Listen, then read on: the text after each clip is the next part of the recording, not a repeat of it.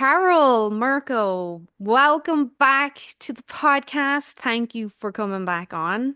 I absolutely, thoroughly, as you know, enjoy conversations with really fascinating people, but especially like people like yourself. And I've had a couple of psychologists on the podcast, and I really like these interesting conversations. Not that the others are not interesting, of course they are, but I like just kind of going with the flow and getting into like real thoughts and conversation.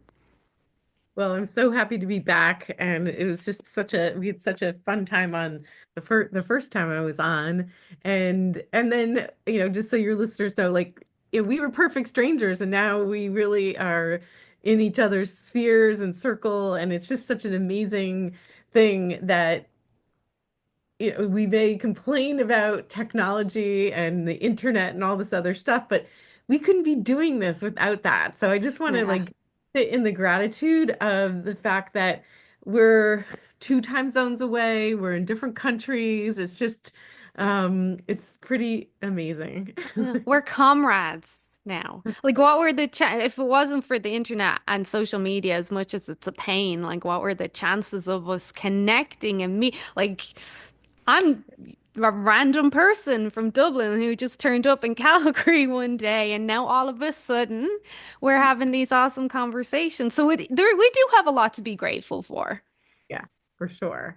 And speaking of gratitude, I think it's probably a good topic because gratitude is the ultimate state of receivership. So when our hearts are in gratitude, we're more apt to, kind of create the life that we want. We become attractors, right? Because we're in that space of, wow, like that I'm so grateful for you. But then, you could take gratitude to so many places.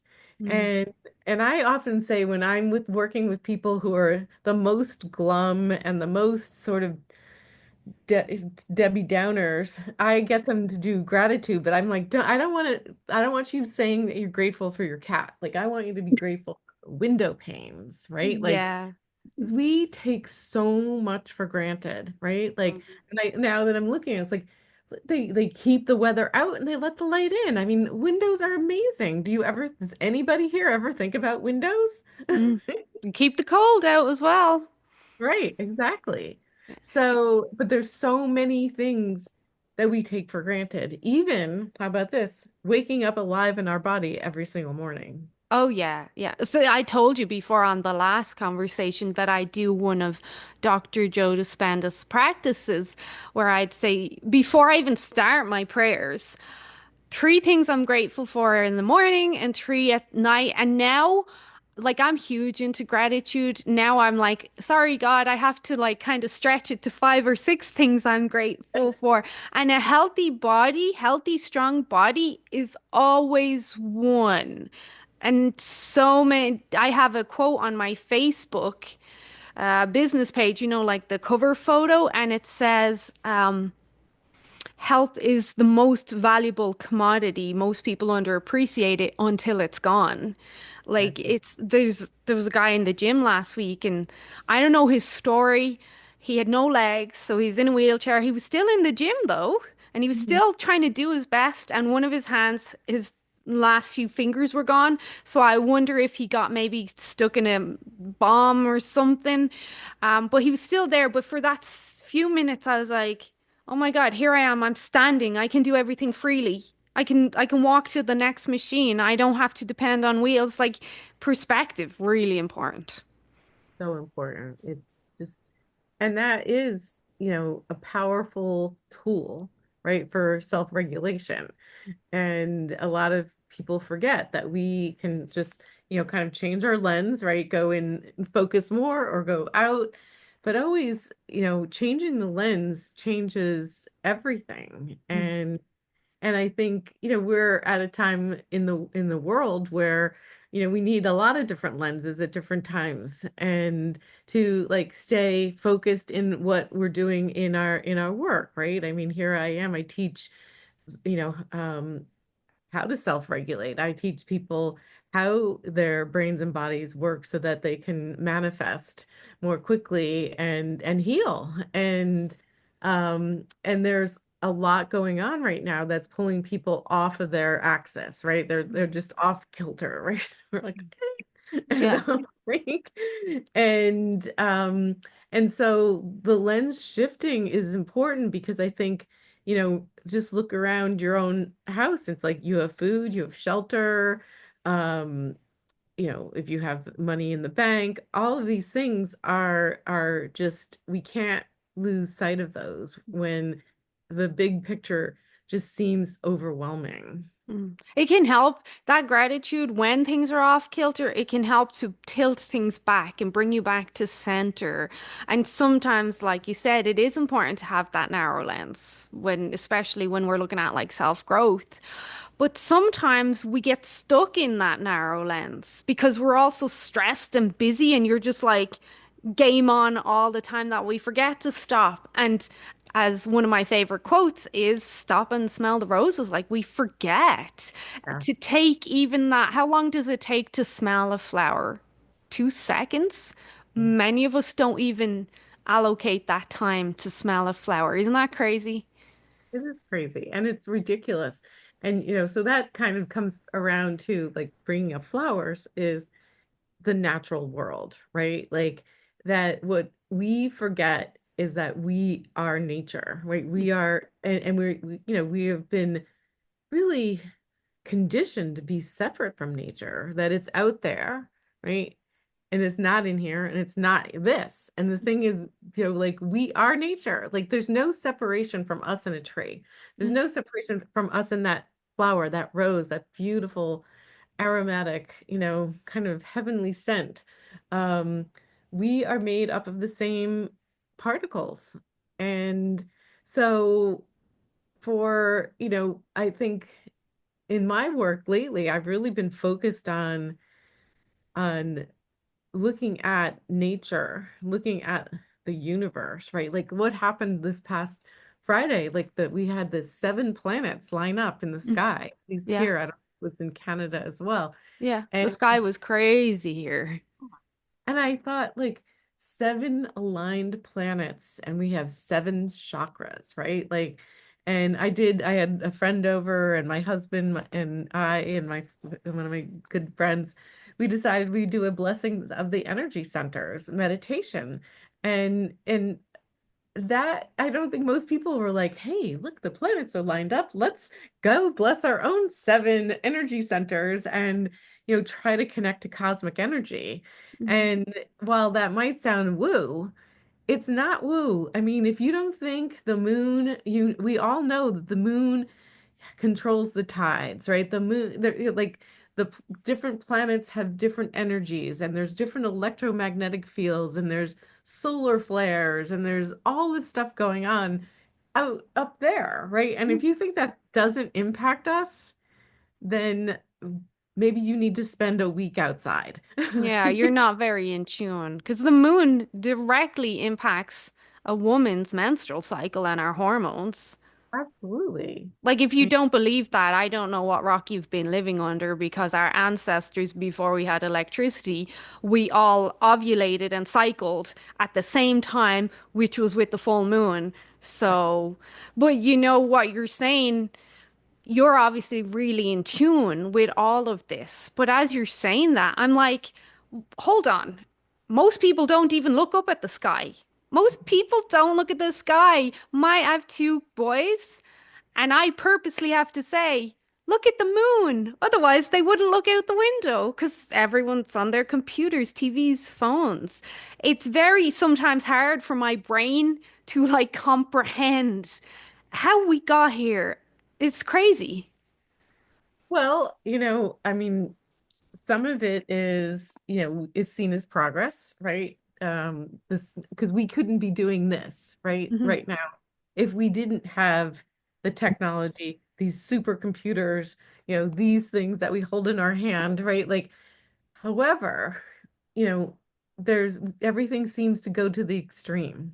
And and so it comes back to, when we talked last time, we were talking about how our personality creates our personal reality and how our personality is made up of our, how we think, how we act, and how we feel, and that we can become addicted to our negative thoughts because they create the hormones of stress. Mm. Well, this is the same kind of addiction, right? Like there's now it's doom scrolling, right? It's like Mm. I said to a friend, I was like, where are those shoe ads? Like, I mean, I'm like, what happened to all the pretty shoe ads?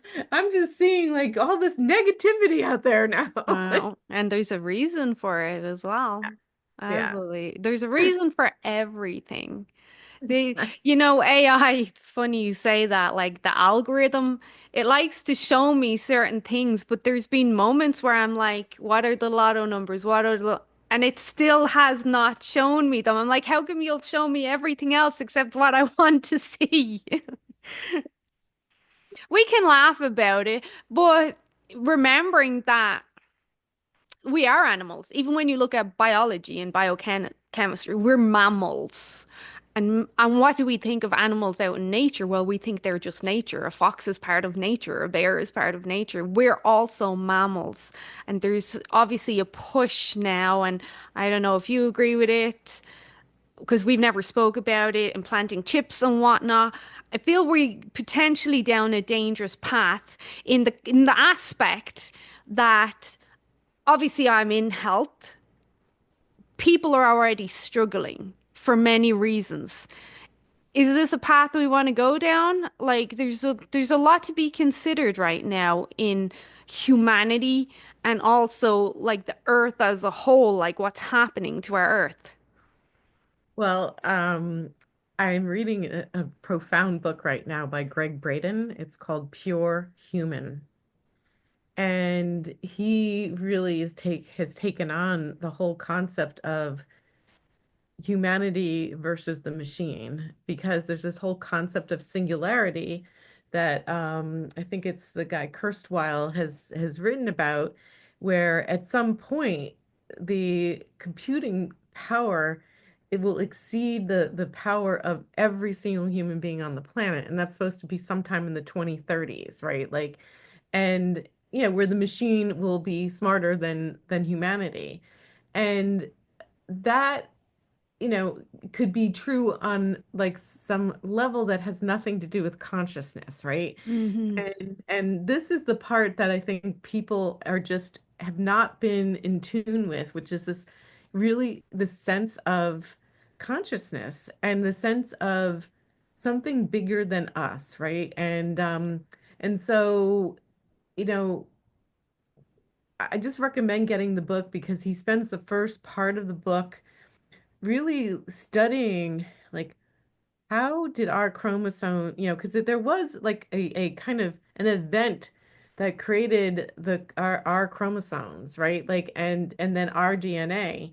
And and there's just something divine about it, right? It's there's something so it just didn't evolve like that, right? It Hmm.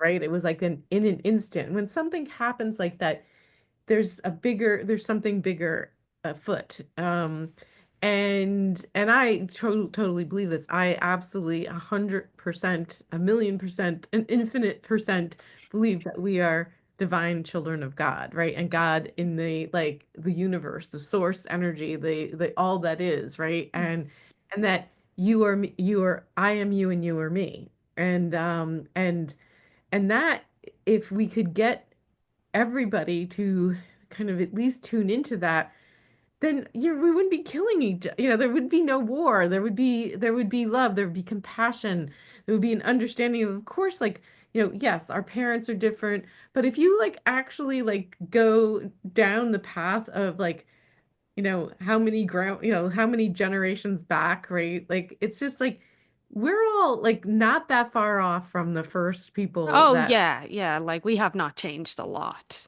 exactly. So we're all one. We're all the same. And we have the divine, the God particle within us, right? And we just need to activate it. And it's funny, and that's what I've been doing after reading his book is like when I do my Qigong practices, I literally like just just tune into it's like, just God eternal within my body. And and and when I do that, it's like I get downloads, right? It's just like it's just so profound. And um and but it's conscious, right? I'm consciously doing it. And I think most people, as we spoke in the last Mm. time we were together, that most people are unconscious. Hmm. 95% of who we are by the time we're 35 is a memorized set of habits, beliefs, just conditioned behaviors and responses. So we go through life like on, just kind of like this, like, like kind of Mm. like zombies. Wash, rinse, repeat. Yeah. And so we need to find a way to break that habit of being who we have been over, for the course of our lives. And also help children before they get to their 30, before they're 35, to know that they don't have to be anything that they've been conditioned to be, right? Like they have the free will, that freedom. And you were mentioning that podcaster before about, Mhm. like, I mean, I think that the scariest thing to people who want to control people are happy people, right? Like Mm-hmm. Because there's so much power there. joyful people, happy, free people, right? Creative people. When you're creative, it means you are in the present moment. It's when you're in free flow, right? And that's when all the absolute beauty, that's when all the amazing things, like where do ideas come from, right? Like they come, through you, into you, around, it's like they just, it's not like I've studied all these books and now I have this new idea. It's like they're channeled. I mean, I'm 100% absolutely no, because I do a lot of channeled writing myself, that like it comes from out, from the universe, from From the outside. divine, I think that is the God particle. I mean, if you're any sort of practicing religion, we know that the term the creator, creativity, he is the master creator. And circling back, like connecting that creativity, again, I don't know what you're, because we haven't actually spoke too much about your practicing religion or anyone's, but from mine, when I need to be creative or I need a little bit of help with content or my thoughts, I will ask. I will say, Jesus, please help me with my content ideas today. I will ask and he answers, but circling back, like that asking to the subconscious involves listening. A lot of people don't listen, and then you get a lot of people saying, "Oh, that's not real. That doesn't happen. He doesn't answer, blah blah blah." I'm like, he does if you actually stop and listen and become more in control of your thoughts and your moments, and I suppose being present, which ties into gratitude and all. Like, yeah. No, it's a big topic, and it's because it's invisible. Mm. And but the invisible is where all the magic happens, right? And it's like when you're like building a business, and you put into action, right, things, right? And then out of nowhere you get a call that you didn't even, but it's like the call, right? Hmm. And but that was what you put into act. You put, your action, but the invisible is working underneath it all, right? Like if you're aligned with what you want to create, it all happens for us. It's also like, when we talk about healing, right? It's, you know, the body has invisible energy pathways, right? I mean, like the meridians, these are like they're pathways in our body that kind of, if they're not in flow, that's how disease happens. And it's all energy. We're 99.99999% energy. So we are only functioning with like this meat suit is 0.0001%. Mhm. Everything else is invisible. So why wouldn't we be convening with Jesus or God or the universe or whoever source energy, oneness, divine love, call it whatever you want. Like it's like when we convene with something bigger than us, we get something bigger than us. Mhm. It's But very hard for me because this is your field, and I'm curious as to your thoughts on what I'm about to say. It's sometimes very hard for me to articulate my beliefs and how I feel. My faith, my beliefs are pretty strong. And Carol, I'm sure you believe this, but there's going to be a lot of listeners that are like, nah, that's just coincidence. As my kids say, no, that's just because you do the work.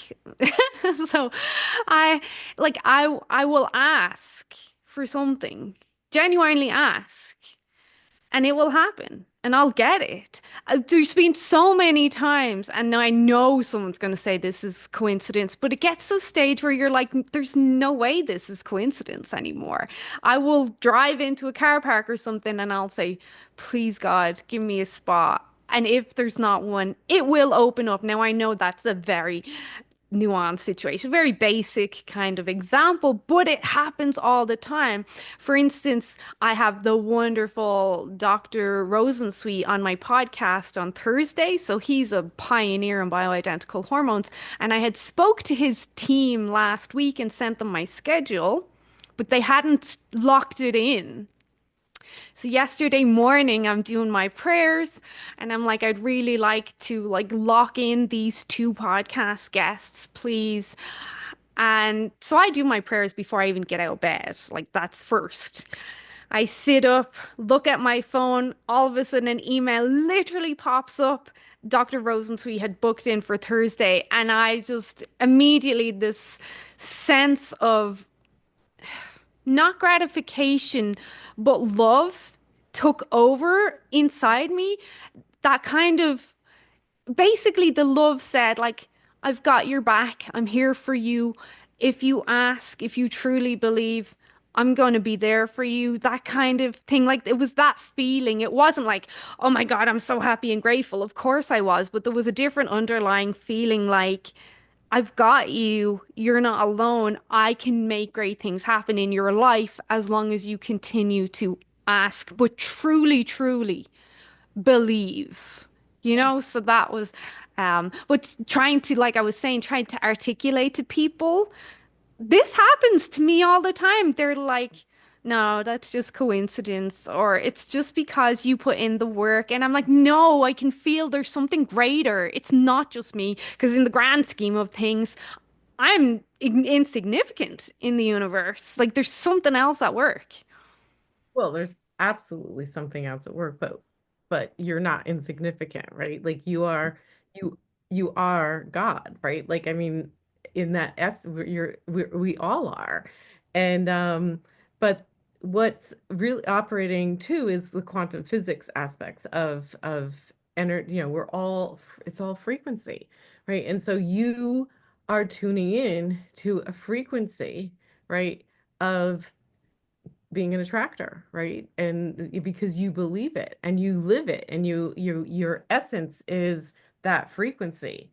So your prayers, your it's sort of how people ask me sometimes, it's like, how come I think I'm thinking these good thoughts, but th good things aren't happening? And it's because you're sending up a mixed signal, a mixed frequency. So it almost like cancels it out, right? So your life is good-ish, right? Yeah, But you it's not don't fully believe. right. Yeah. So there's something in you. And so for you, you're sending out a strong signal. Your frequency is really clear. Mm, And that just and it does take practice, so your friends are right, you practice this work, right? Like, mm, and I spoke about this before, all of this is practice, right?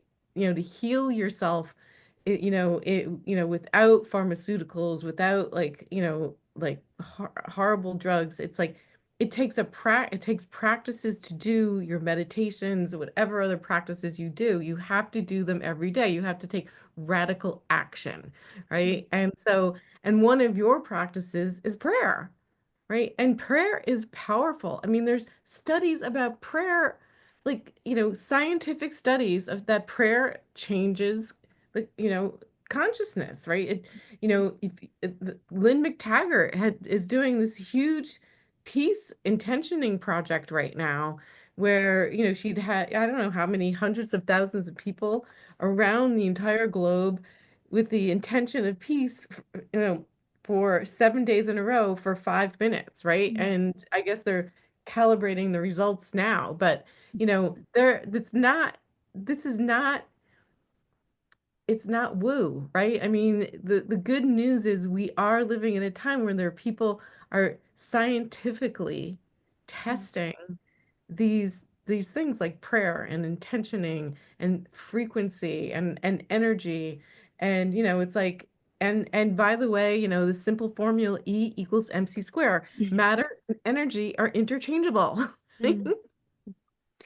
For anyone who's interested as well, I'm sure someone will be interested. Like, I have no idea how to pray at all. And I've even said this in my prayers, like, am I even doing this right? I have no idea. I grew up Catholic in Dublin, communion, confirmation, the whole lot, and we were taught the Our Father prayer. So that's always my opening, and that's what we were taught. But then once I get into it, just for anyone who's curious, because if it crosses my mind, I'm sure it crosses other people's, like, how do you actually pray? I've no idea. So sometimes it's just like, good evening, how's it going today? Like, I'll just talk like I would talk to you, and I assume that's the correct way because it's very personal. Um, I don't, honestly, upon reflection, a lot of the time, I don't have a lot to complain about in my prayers. It's usually always, thank you for helping me survive another day. But just it must be powerful on some level, whether or not it is the energy aspect or just the self-belief aspect. It Well, does make a difference to my life. but you can't separate the energy from the self-belief. I Mm, mean, it's like they're they're completely one, right? Like because, thoughts create not only chemicals, but they send electromagnetic signal out into the universe. hmm So it's the same. And so the thing is, it's like it's just you can't, it's funny coming back to this whole concept of like separation. Like I was talking to somebody the other day about work-life balance, and she's like, I just don't know how to deal with this. And I was like, well, because once again, somebody decided that you had to have two selves, your work self and your other self. Like I said, how about your work and your all it's all one You're just life. yourself. Yeah. And there's no such thing as work-life balance. It's that you're doing something that produces money that hopefully you love, and then, you do things that aren't producing money that you love, but it's all your life. Like, Yeah. and she was like, whoa, like, Yeah, I never thought of that because we're conditioned. Gary V or Gary Vaynerchuk, he said yeah, this recently. He's like, "What a crock of bullshit! You made that up. There was never any balance. It is just your life and how you perceive it all." So it's interesting that you're also bringing that up because that was an aha moment for me as well. Because I'm like, I'm always working. When am I not working? But I'm working out a choice. This is what I do. It's part of who I am. yeah, and but we've been conditioned again, right? Where it's like, oh, I work too much, right? Like then it's a self-judgment, right? And it's so, and then others are judging us, like, or not There's the intentionally. mom guilt as well, Yeah. especially like if you've littler kids and you feel like there's a lot. This is why I love speaking to people like you because you tap into ideas that I don't get to say on like the hormone podcast. And there's a whole conversation to be had around women and careers and stuff that I think is starting to come to light now in regards to the mom guilt and needing to achieve this, that, and the other, and feeling you don't have a life outside work and balance. And there's just a whole conversation around that that I'm hoping gets addressed more and more. Something happened where all of a sudden women have to be high achievers and have to have a sex. It's not want. The key word there is have to be. You have to have a job to maintain a mortgage nowadays. Two people have to work. And then in that sense, there's a compromise with that quality time with your kids, your husband, in your home, with yourself. And that I think is where a lot of this guilt comes from, or this pressure of like, I have no balance. Again, a huge conversation. Why did this happen? Was it manipulated to have this happen where women were forced into the workplace and separated from the family? Like, there's a lot, like, it's a whole conversation. But I think about these things and I wonder, is this right? Is this what we're doing? Is it right? I speak to a lot of women, and when it comes to health, and I look at their careers and their high achievers, and we even have these conversations, me and these women, like, is it worth it? Is it worth it to have this very successful career entrepreneurial life at the cost of my happiness and my health? This is a lot to be considered. But it's also that it's actually a bigger question, right? I mean, and like, I'll go there. I mean, it's gonna change. Like, look at what we've done to Mother Earth. It has been extraction capital, right? We've lived in a society that is based on extracting every last morsel of whatever that Mother Earth has, right? Like, and it's been on the backs of inexpensive labor, cheap labor, mistreating people, not paying them enough. I mean, and this is, and of course, then we add in like women and our roles, like women's roles. We are the wisdom keepers, right? But now it's just like that role in society is sort of like dissolved. And I think this is such an important time to be like stepping back into that role because we are the one, it's Mother Earth, right? We are women. Women have babies, right? We have the power, by the way. Like, I mean, that's why men are so scared of us. Like, if we didn't exist, Apart from our tempers.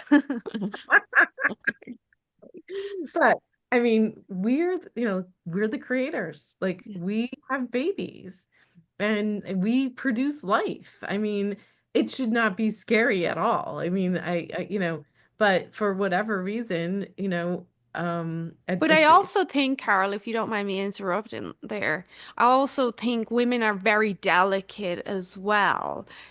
We're we were designed to be, like you said, wisdom keepers, carers, lovers, reproducers.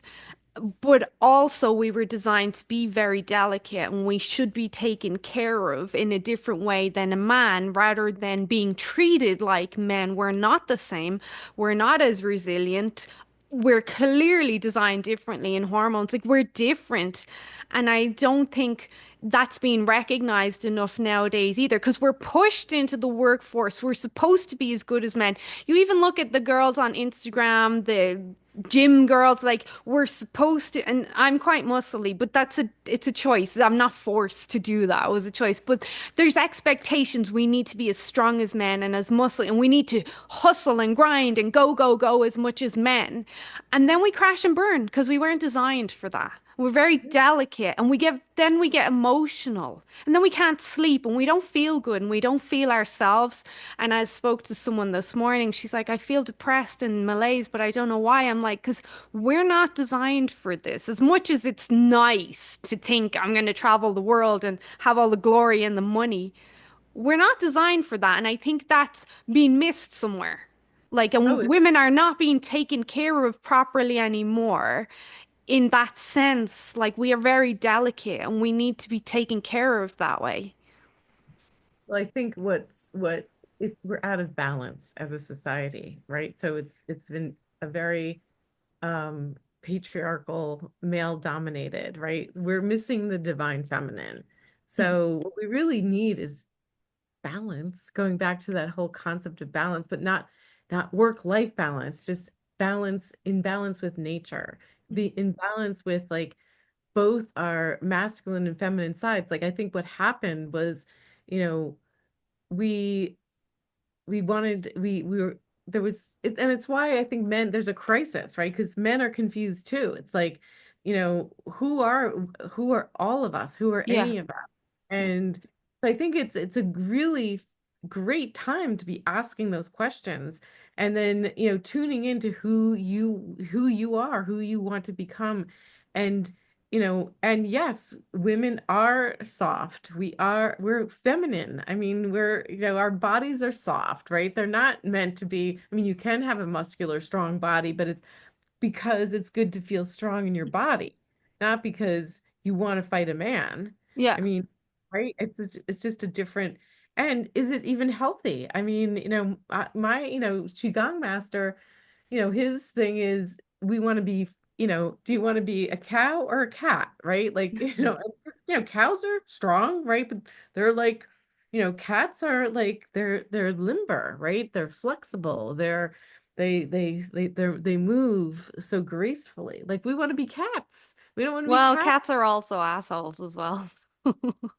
Well, but we want that fluidity Hmm. in and not that like kind of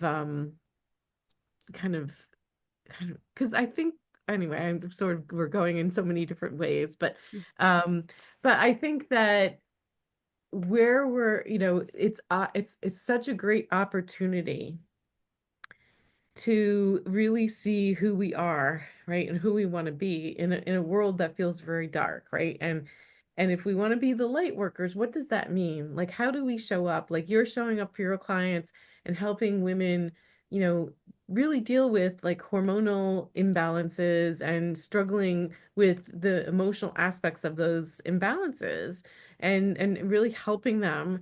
And and I'm helping people look at, their how, their the mastery of self-love, how to love themselves, what thoughts do they choose every day, what feelings do they choose, and then if you're feeling sad, like connect that to the thought. And you know but we're we exist, right?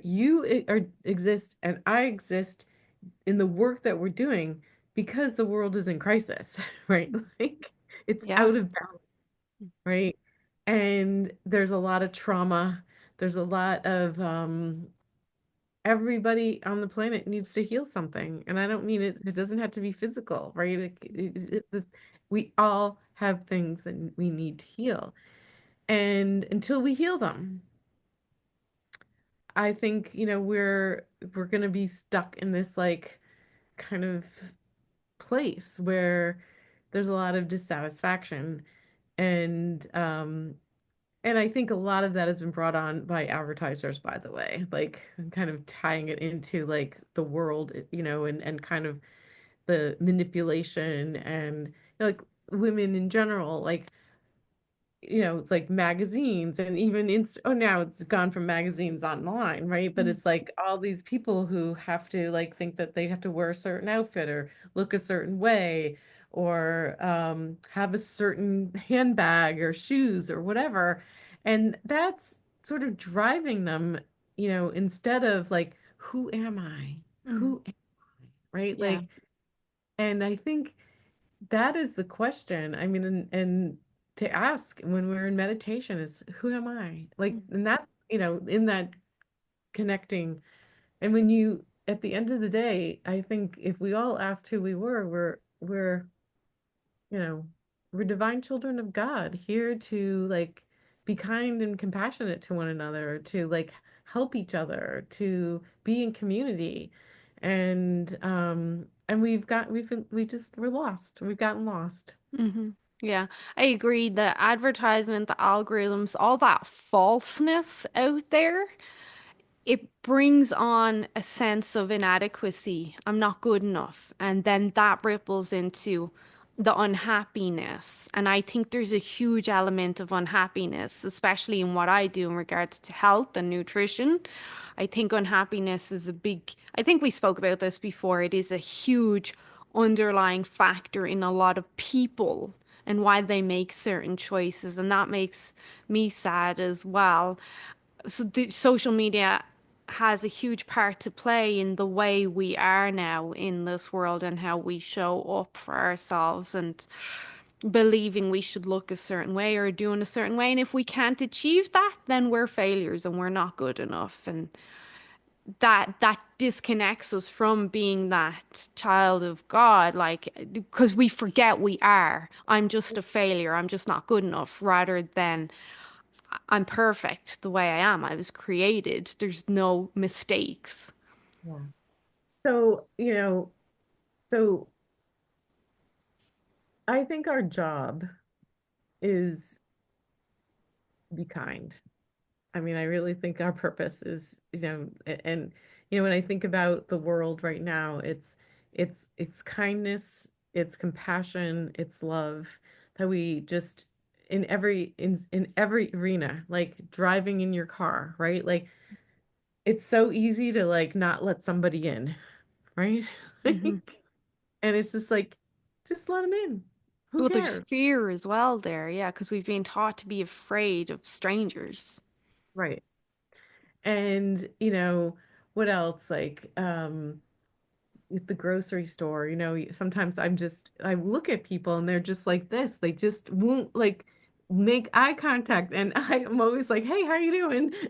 There's And there's that crazy woman again. right, that one she wants to talk. Um, but you know, it's just people talk back. I mean, the thing is that I think we all like, just have been conditioned on levels to just, isolate ourselves even amongst people, right? Mhm. And it's just very so if we're gonna want to create the world we want to live in, right? Like if we're at this kind of thinking about like if things aren't really working and they're out of balance, then what do we want? What does that look like, right? And how do we get our health back, right? How do people have better mental health and better physical health?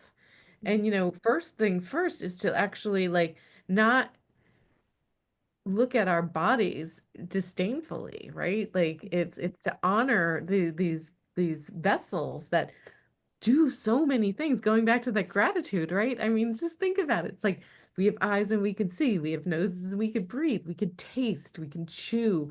We and then we have all these, you know, automatic processes, right? That we like, we don't really control our heart, right? It's Mm. just beating and we're breathing. I mean, we can do conscious breathing, but otherwise it's just happening. Yeah. Um, you know, if we're fortunate enough to like have legs that work and arms that work and like we are so magnificent. So the first step is to connect with your divine vessel, right? And see that as just a miracle, an absolute miracle. Like we just take it for granted. And then we need to look around us, look at the outside of our houses, the nature part that we're trying to connect with, and just marvel at like trees, right? Like and crops that produce food and flowers. I mean, talk about flowers. You talked about the scent of a flower, but the beauty, the colors, right? I mean, there are actually so many colors that occur in nature. Like just start there and Hmm. your life can get better, right? Because it's Hmm. just a different perspective, different lens, right? Hmm. And and when you start doing that within yourself and then you take it outside, right? And you are that person who smiles. You are that person who like gives the $20 bill to somebody that looks like they need 20 bucks and um or whatever, and you offer a kindness. There's a book I read many years ago. I think it was called E Squared by Pam Grout. Did you ever read that book? No, I didn't. which is actually a great book, for any of the doubters out there, because it's a book based on, that gives you, I think, 7 or 9 different little exercises to prove that the law of attraction works, like that prayer, whatever you want to call it, works. And one of the exercises in the book, and I still do it to this day, was if you wanted it flow, like financial flow, you had to give money away, right? And so she recommended going to the bank and getting, a bunch of fives, some ones, a 20 or whatever, and then writing little notes on them and leaving them in places. So for like, I haven't done it in a while, but I used to like get a stack of ones mostly and fives, and I write, the universe loves you, today's your lucky day, um, all those kinds of notes, and I would like go to the gas station and I'd put it in the pump, so when somebody would go to like grab it, they'd get this note, it would fall down. And then when I would go to the gym, I'd stuff it in the towels, like so somebody would get a towel and it would fall out. And then in the grocery store, I'd stick it in between cereal boxes So and there was a note with money as well. yeah, yeah. Oh, I haven't heard of that. I always keep because I keep my cards on my phone because it's just I don't want to carry too much stuff, but I always keep $5 and $10 in the side here, and my little boy always is like, "Oh, that's for me," and I'm like, "No, I always keep them here." And sometimes they're there for weeks and months in case I see someone that needs it, and I'll just give it out. Like $5 or $10 is nothing to me, but to someone else it's a lot. And the California fires, one of my clients just lost her home, like everything. And I'm terrible in situations like that where I can't find the words because there is no words. So the best I could do was I mean, I could have easily said, no, like this is taken out of my pocket. She just lost her home. I cannot imagine what that's like. So I just refunded her anything she had ever paid me before. It was something, and I knew this is the correct thing to do. It's not taking from me. I'm helping someone else and God will provide for me. And he did. He always does. But it's that mindset. And here in Canada, I don't know if you do it in America, probably do. That whole pay it forward kind of thing. People most commonly seem to do it at a Starbucks or a Tim Hortons, where you will pay for the person behind you, and then they get a nice surprise, and either they pay for the next person or they just take it and run. I don't know. At the end of the day, it doesn't matter to me because it's not taking from me, it's giving to the universe. But that's It- really interesting. I'm going to look up that book. And as you're speaking about the flowers and everything, you probably know author Robert Greene. So yeah, and he's working on a book now called The Sublime, but it's the same context of what you're saying. All the little things, the birds on the tree, the cat walking by the window, the butterfly that lands on the window, all these little magnificent, sublime things that we not even, I wouldn't even say we take it for granted. We just don't notice a lot of the time. And we do need to slow down and notice them because they're a part of our life. And it is that saying, someday this stuff will all be gone. And it's the little things that are most important. And they help to keep us grounded, I think. Sometimes I feel like I'm going to float away with everything that's on my mind, but just stopping and just looking out the window with a cup of tea helps to ground me again. Like I'm here. I'm still here. Like I'm me.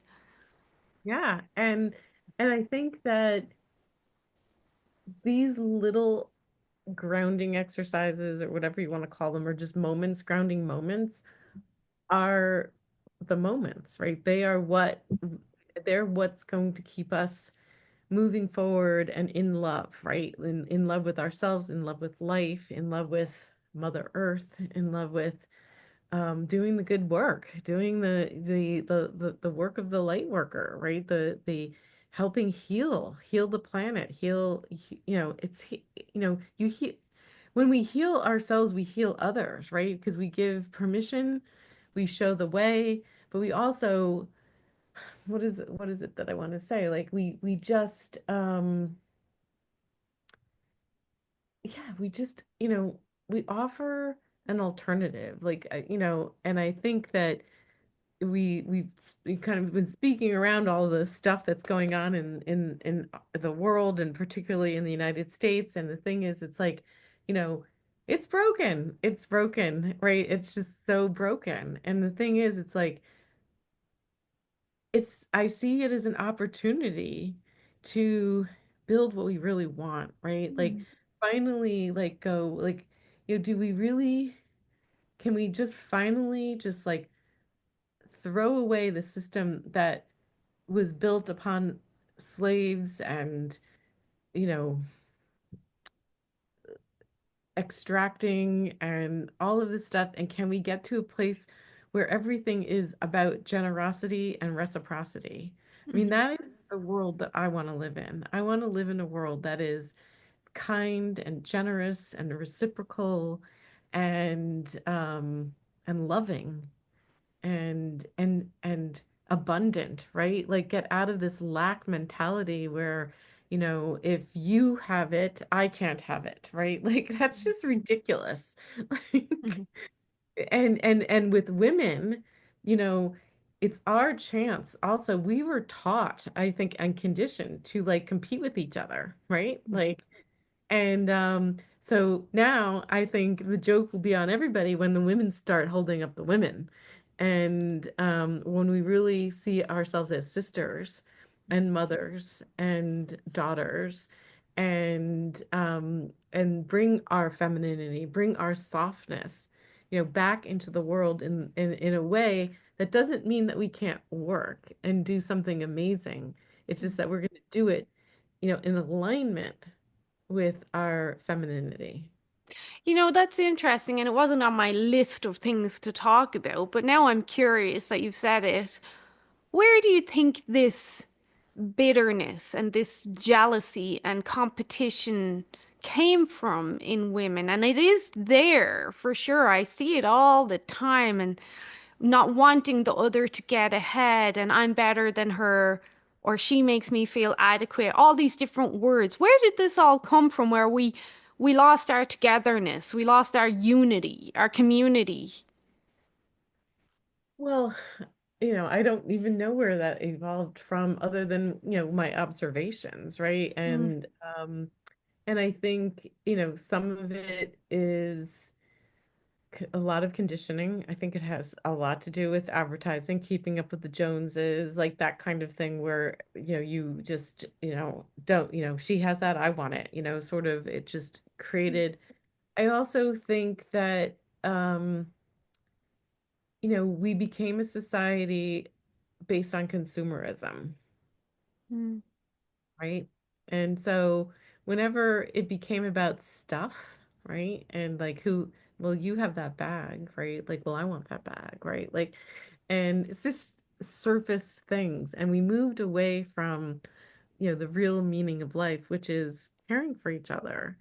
And I don't know if it was intentional for it to be sort of, that it was created for women, but I think that I sort of feel like it was a learned some it had started happening, and as children we observed it in other women, and we just were encouraged, I feel like on some subliminal level, to compete with each other, particularly, right, like maybe even to attract a guy. well, yeah, that's where my mind is going right now, is it comes from a place of fear and insecurity and feeling inadequate. But where did that stem from? Did it come from the losing your man to another woman, which made us feel inadequate? Or there was a fear there we'd lose our home financial support, the breadwinner? Where did that stem from? Was that temptation through porn when that was created? Again, this is why I like having these conversations, because I can't bring these thoughts forward. Obviously, I count my friend, but not the best place when you're talking about hormone therapy. But it really does make you think, like, where we put in a position where we were taught we did have to compete with other women to maintain the lives that we wanted and our husbands. And now it's like I'm watching every other woman. Is she after my man? Is she better than me? Is she going to do this? Like, it's very interesting to think of how we've been manipulated. Yeah. And that needs to stop because and I'm seeing it more and more. I feel like there's a sisterhood in particularly at this moment in time that I'm not seeing the guys like stepping up to the, kind of the plate of resistance, right? I see it in the women. And I think that wow, this is really fascinating because um it's like that there's some inner knowing right through the women that's so much deeper that is like Mm, we have to protect our Mother Earth and we have to protect our I don't mean our land and our people, like I mean more like just our values. yeah, like Mm, just and that we haven't been the leaders, right? I mean, certainly not in the United States. There are a lot of women in leadership roles, but I mean, it's still a very male-dominated society.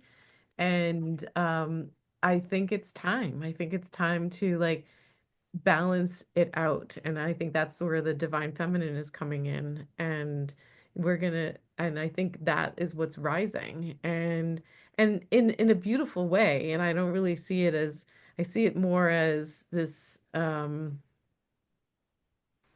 emergence, right? Just an emergence of love and beauty, but you know, not in a Pollyanna sense. Like I don't want anybody to listen to this and go, you're just like I'm skipping through through the flowers, everything's going to be perfect. if But it's like only. for once, like really gathering, you know, and there's a few like really interesting groups that are I can't remember. I think one of them is called like Red Wine and Blue. I don't exactly know. Anyway, but it's a women's group, right? And they're creating all these grassroots like town halls and everything. It's there's no men's groups doing that. Mhm. Like, and Yeah. I'm finding that it's like wow, like the and it's coming together because women care about compassion and kindness. And when we see things that are happening that are mean and are not taking care of our poorest and our most unhealthy people, I mean, when you have a health crisis and you don't have money, like you shouldn't be kicked, right? You should be taken care of. Mm.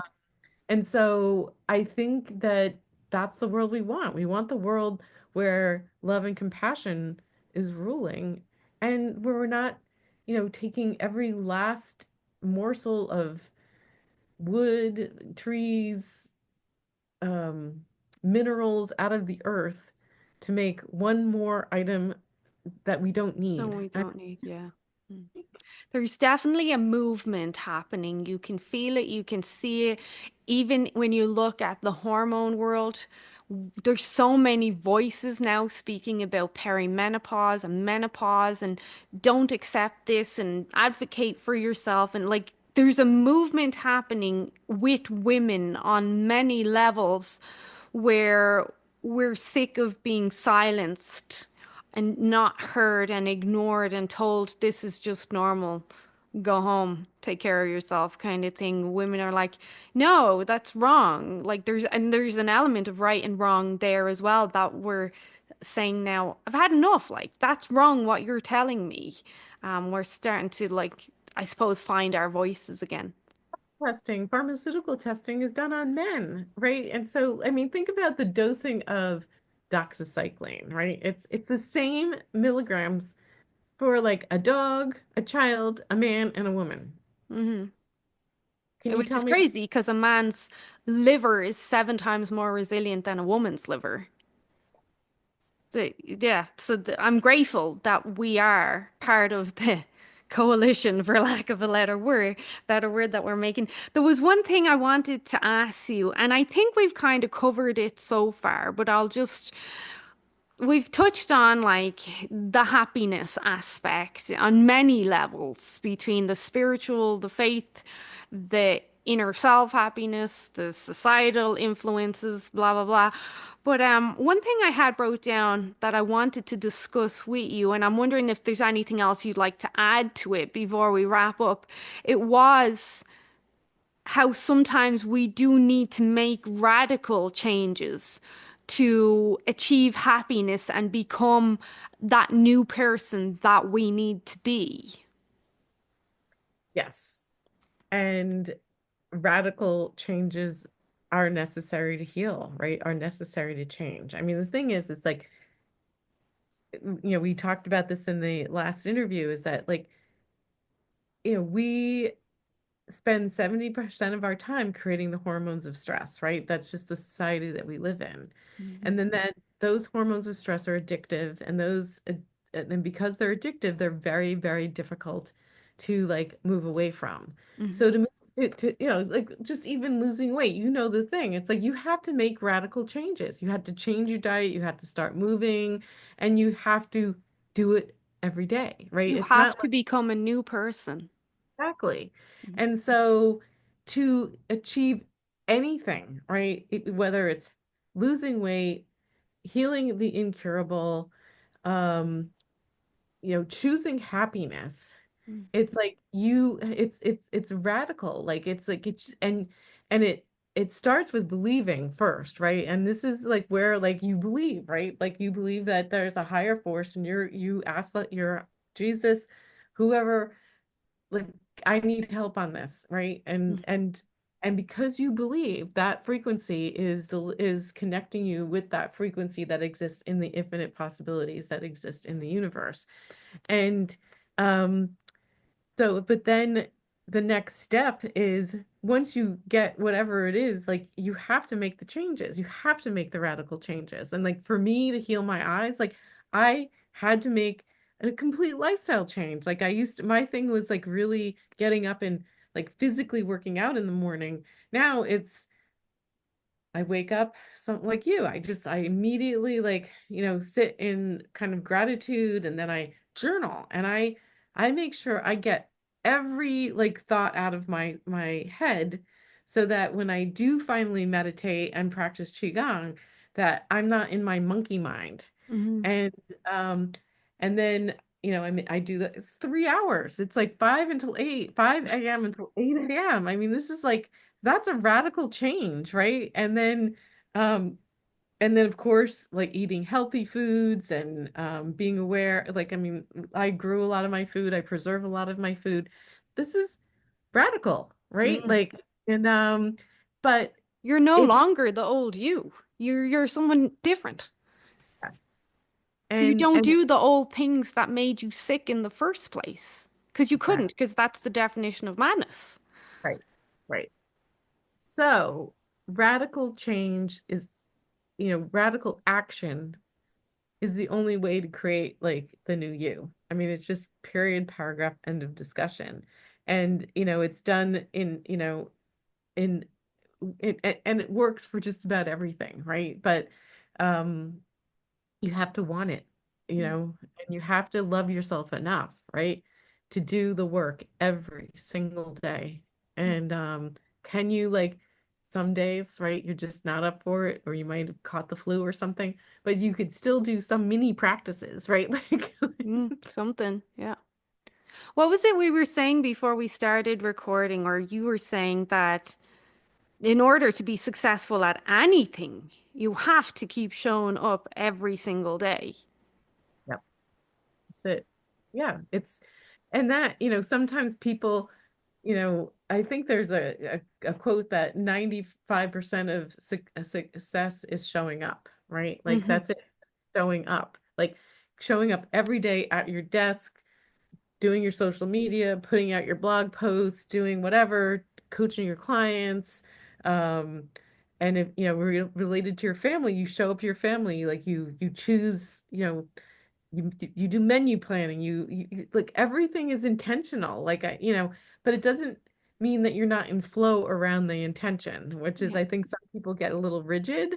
And so, but showing up is really the key to life, like every single day. Like, and when we show up, we're successful. That's it. And One thing I was saying before I let you go, because I think it's relevant, one thing I was saying to my group last night, because we have our group calls on Monday evenings, I was kind of sharing a little bit of my story and what keeps me going all these years was, and I believe it's true for all successful people, like this is a habit or a trait that you need to develop, it needs to become you, is we don't quit in a sense that yeah, some days are really hard and they suck, and I get really tired and I get burnt out.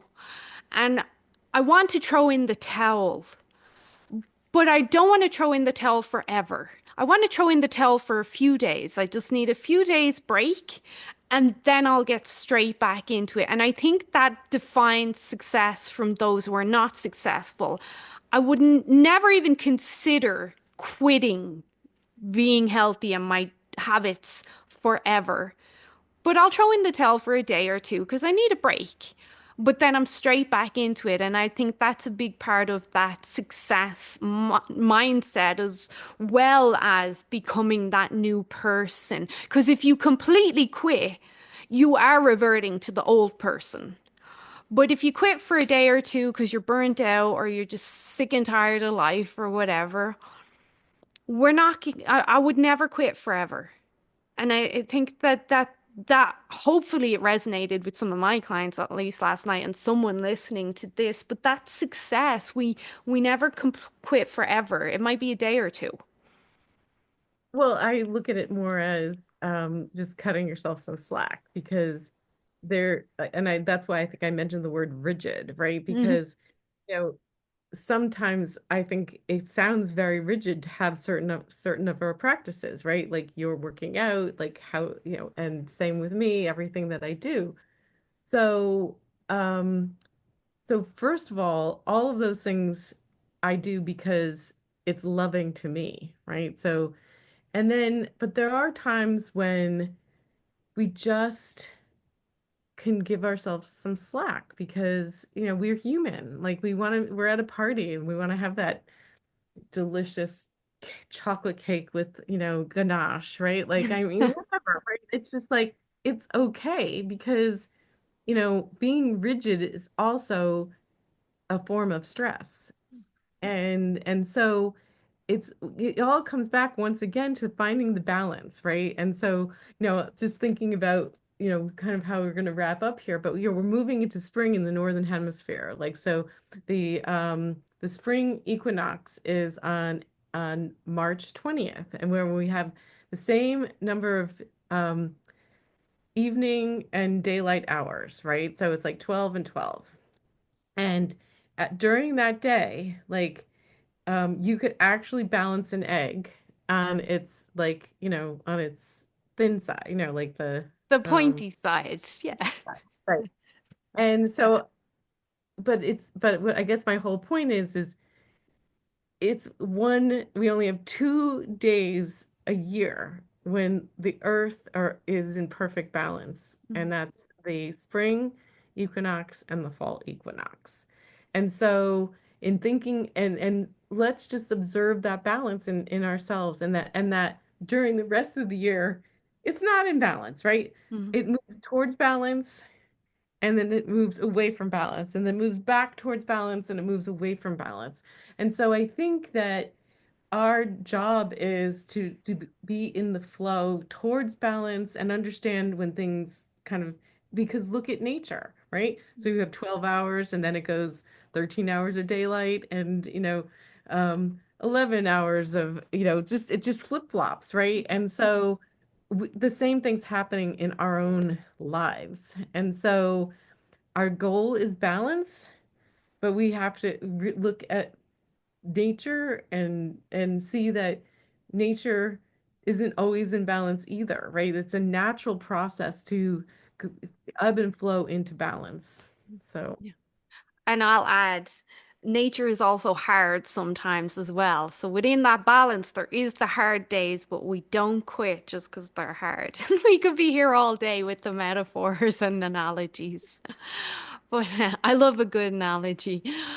Carol, thank you for your time. Like, I love these conversations because I just get to go with what's on my mind, and you're always so full of energy. And I really enjoy our conversations. So, thank you. And I'm hoping even one person will enjoy this as much as we have. Yes, and somebody will. They will. And thank you for having me again. And I love you to pieces, and I love what you're doing for women and what you've done for yourself. So thank you. Thank you. So, everyone, go follow Carol over on Instagram because her Instagram posts are quite insightful, actually. I see them.